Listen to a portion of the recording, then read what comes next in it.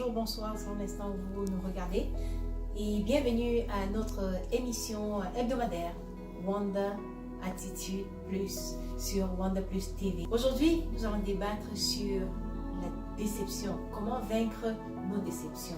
Nous savons que la déception fait partie intégrante de nos vies au quotidien. S'il y a quelqu'un qui n'a jamais expérimenté de déception, je pense que j'aimerais prendre des cours chez la personne. Alors, aujourd'hui, on parle de la déception. Qu'est-ce que la déception déjà? Il faut qu'on commence déjà par définir ce que c'est. La déception, c'est un sentiment d'insatisfaction face à une situation donnée. Elle est souvent accompagnée par des émotions comme la colère, la tristesse, la colère, la tristesse et le découragement, l'amertume.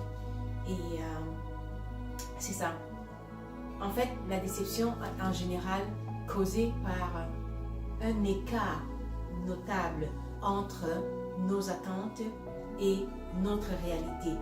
Donc, sans attente, on n'expérimente pas de déception. Dans un exemple, on peut dire quelqu'un qui dit « Oh, je suis vraiment déçu par ma note de devoir ». Ça signifie « Je m'attendais à mieux que ça ». Une personne qui dit « Ma femme, mon mari me déçoit beaucoup », c'est-à-dire « J'espérais mieux que ça de lui, j'espérais un meilleur comportement de sa part. Mon ami, il me déçoit, je suis très déçue par mon ami. Ça veut dire que ce qu'il a fait pour moi, c'est inacceptable. » Donc ça, c'est une situation où on prononce où on exprime notre déception. Alors, notons que la profondeur de notre déception n'a d'égal que la hauteur de nos attentes. On a dit tout à l'heure que sans les attentes, on n'a pas de déception. Alors, plus les attentes sont grandes, plus nos déceptions sont grandes. Conscient donc du fait que nos déceptions sont le fruit de nos attentes, sont forgées par nos attentes, et sachant que ces deux-là sont directement proportionnels, pour emprunter le terme mathématique, c'est-à-dire lorsque l'un augmente, l'autre augmente. C'est ça, directement proportionnel. Sachant donc que la déception et les attentes sont directement proportionnelles, si on veut réduire la grandeur de nos déceptions, nous devons agir sur la grandeur de nos attentes. Si on veut anéantir nos déceptions, nous devons anéantir nos attentes. Ça veut dire, en clair, qu'une vie sans attente, c'est une vie qui est aussi sans déception. Alors, comment y arriver? Comment y arriver? Ça veut dire, nous avons élaboré deux choses à faire pour vaincre la déception dans notre vie. La première chose, c'est de réduire nos attentes face aux autres, à tous ceux qui nous entourent, que ce soit notre conjoint, notre partenaire de vie, ou nos enfants, ou nos parents, nos amis, nos collègues, tous ceux qui nous entourent dans notre environnement socio-professionnel ou familial. Nous devons réduire nos attentes à leur égard, et à ce moment-là, ça réduit la grandeur de nos déceptions. Exemple, si je suis à la maison, je prends le cas d'un couple, d'une famille, si je suis à la maison et je commence à faire de la cuisine, alors, et si je m'attends à ce que mon conjoint, qu'il se rende compte qu'il y a de la vaisselle à laver, et puis qu'il se mette directement à la tâche pour qu'à la fin, qu'on puisse manger et puis qu'on soit content parce que la vaisselle est propre. Alors, si je finis ma cuisine et je me rends compte que la vaisselle est encore là, il n'y a personne qui y a touché, mais là je suis déçue parce que je m'attendais à quelque chose qui n'est pas arrivé. Donc là est née ma déception. Et avec une déception pareille, on commence le boulet, puis nos phrases se réduisent en 3 mots. Oui, non, ok. On perd comme notre langage. Mais si on n'a pas mis nos attentes, alors on n'aura pas de déception. Si je ne m'étais pas dit qu'il devrait le faire, alors je ne devrais pas être déçu qu'il ne l'ait pas fait. Donc, réduire nos attentes, ça nous permet de réduire nos déceptions. Deuxième chose, à la place de s'attendre à des choses, apprenons à formuler des demandes tangibles, explicites. Donc, à la place de m'attendre, par exemple, si je prends encore le cas de la cuisine, à la place de m'attendre que mon conjoint puisse faire la vaisselle, je peux lui demander, formuler une demande explicite et une demande polie. Et ça, il n'y a personne qui résiste à la politesse. Par exemple, Si je suis en train de faire la cuisine et je dis à mon conjoint, chérie, est-ce que tu voudrais bien faire la vaisselle pendant que je fais la cuisine? C'est presque certain que la réponse, ça va être, mais bien sûr, mon amour, je veux bien t'aider. J'insiste encore sur formuler la demande et bien formuler la demande. Parce que très souvent, on va dire, chérie, est-ce que tu peux faire ça? Notez bien que moi, j'ai dit, est-ce que tu voudrais bien faire ça? Ça, c'est deux choses différentes. Est-ce que tu peux? Ça fait appel à sa capacité. Est-ce que tu veux bien? Ça fait appel à sa volonté.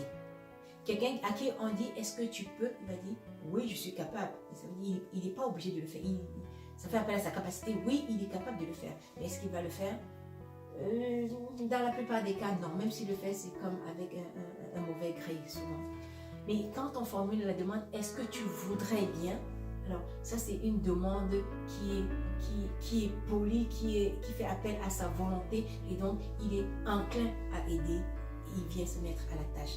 Donc, sachons formuler nos demandes. Je me souviens, dans les débuts de mon mariage, j'avais commencé à adopter ces attitudes positives. Alors, je faisais des demandes à mon mari. Chérie, est-ce que tu voudrais bien faire telle chose? Chérie, est-ce que tu veux bien faire telle chose? Et c'est plus tard, longtemps plus tard, qu'il me lance une phrase du genre. Mais toi, tes demandes, elles sont tellement bien formulées que c'est impossible de te dire non.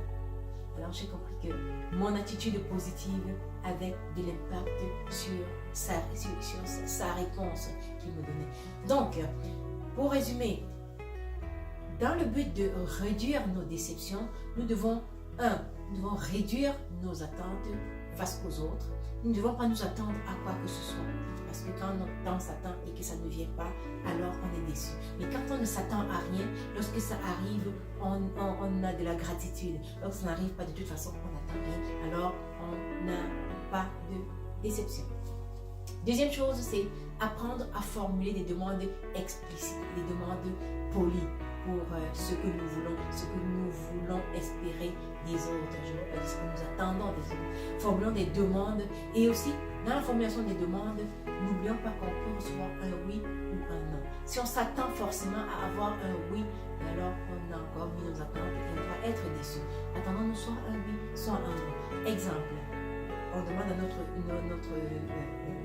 collègue, est-ce que tu voudrais bien faire telle chose pour moi qui va dans ce projet? S'il dit non, j'ai d'autres choses à faire, mais qu'on ne soit pas déçu, parce qu'on doit lui laisser la possibilité d'être lui-même.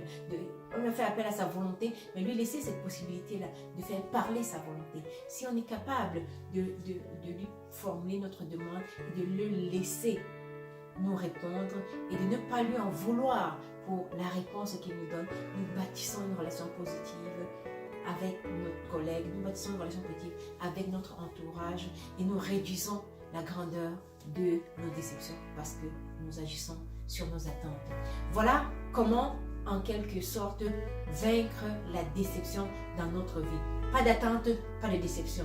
La hauteur de votre déception n'a d'égal que la grandeur de vos attentes. Alors, n'attendez plus rien de personne. Faites ce que vous avez à faire. Formulez des demandes positives, mais n'attendez surtout pas des réponses forcément positives. Laissez la volonté des autres s'exprimer. Voilà, c'était tout pour le thème de la déception. Merci de nous avoir écoutés. J'espère que le thème vous a apporté quelque chose, un plus à votre vie. Laissez-nous des commentaires, écrivez-nous, envoyez-nous des messages, des emails, des messages textes pour nous dire quelle est l'astuce qui vous a le plus intéressé ou alors pour nous mentionner des choses de plus que vous voudrez rajouter à la thématique. Merci de nous écouter, chers téléspectateurs. Bonne soirée et à très bientôt. Restez à l'écoute.